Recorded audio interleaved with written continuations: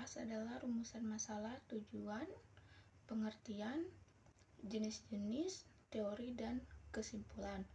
Nah, yang pertama itu adalah rumusan masalah. Rumusan masalahnya ada 3, yaitu bagaimana perkembangan teknologi komputer menjadi pendorong utama dalam transformasi digital global. Kedua, apa saja hambatan dan solusi dalam penerapan teknologi komputer di negara-negara berkembang di tengah revolusi digital. Ketiga, bagaimana komputer dan revolusi digital dapat menciptakan ekosistem yang lebih inklusif untuk semua lapisan masyarakat.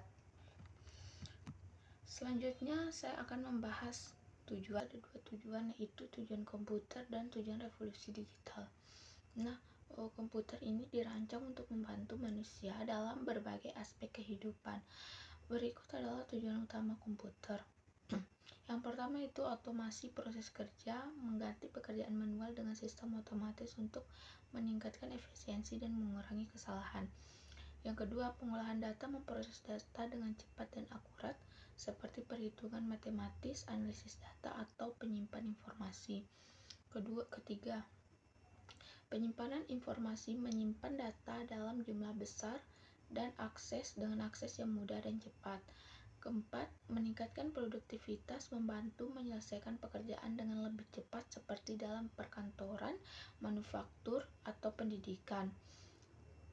Kelima, komunikasi, memfasilitasi komunikasi global melalui email, video konferensi, dan platform sosial.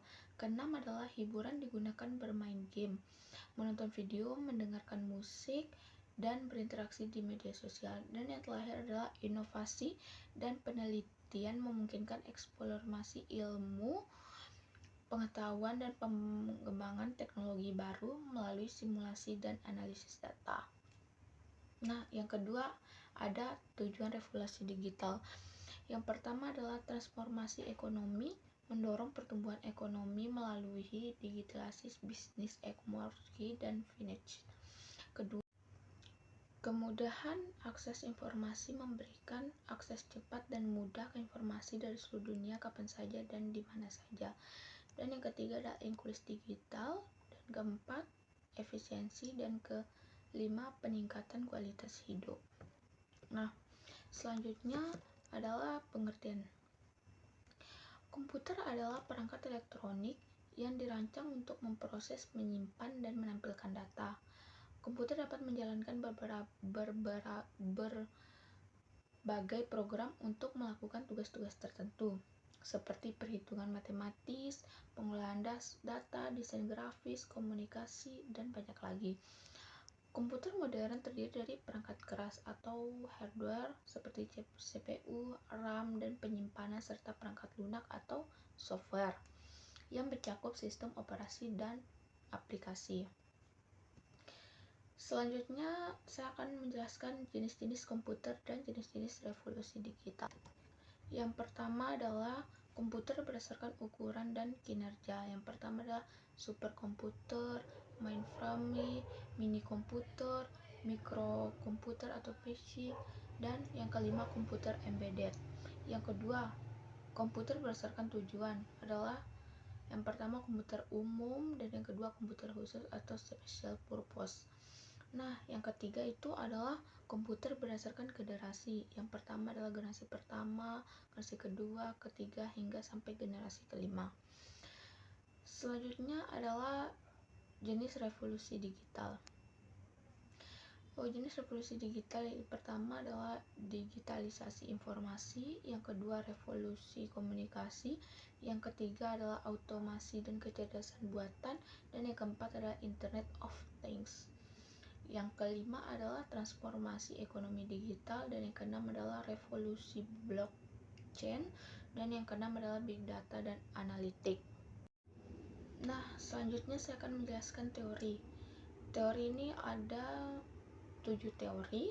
Yang pertama itu pengantar komputer, yang terdiri dari definisi dan konsep dasar, komponen komputer, jenis-jenis komputer, dan generasi komputer. Yang kedua, revolusi digital terdiri dari digital dan sejarah, definisi dan sejarah. Kedua, tahapan revolusi digital, Ketiga, peran teknologi komputer dan revolusi digital.